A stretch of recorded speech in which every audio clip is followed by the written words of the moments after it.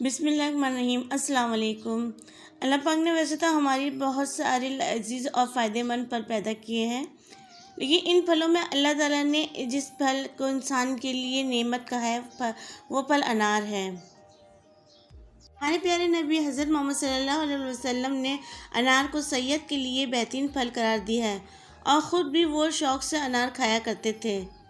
वैसे तो सेहत के लिए हर फल अपनी जगह बेहतरीन है, लेकिन फिटनेस और ब्यूटी के लिए जितना फ़ायदेमंद अनार है इतना कोई फल नहीं है। अगर जन्नत के फलों की बात की जाए तो हाँ जी हाँ, अनार जो है वो जन्नत का फल है। कुरान पाक में भी अनार का जिक्र 3 बार किया गया है। अनार के दानों में जो एक दाना है वो जन्नत का होता है, जो हर अनार में मौजूद होता है।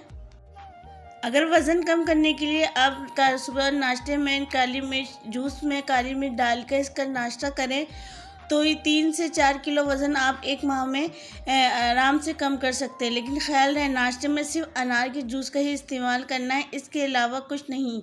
ये अमल 1 माह तक करना है, जिससे आप 3 से 4 किलो वज़न कम कर सकेंगे।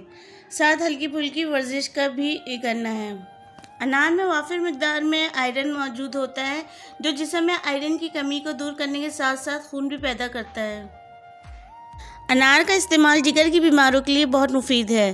डेंगू की मर्ज़ में अनार का जूस बेहद फ़ायदेमंद है। अनार का इस्तेमाल जिल्द के लिए बहुत कारआमद है। अनार के इस्तेमाल से जिल्द जो है आपका वो तरोताज़ा रखने में मदद करता है। अनार का इस्तेमाल आपके निज़ाम हज़म को बेहतर करता है। अनारों का इस्तेमाल जिस्म में न्यूट्रिशन की कमी को दूर करता है। अनार में पोटेशियम, विटामिन सी, विटामिन के काफ़ी मिकदार में मौजूद है। मैंने आपके साथ अनार के में मौजूद फ़वाइद आपसे शेयर किए। उम्मीद करती हूँ आप इन फ़वाइद से फ़ायदा ज़रूर उठाएंगे और मेरे चैनल को सब्सक्राइब करें, मुझे सपोर्ट करें।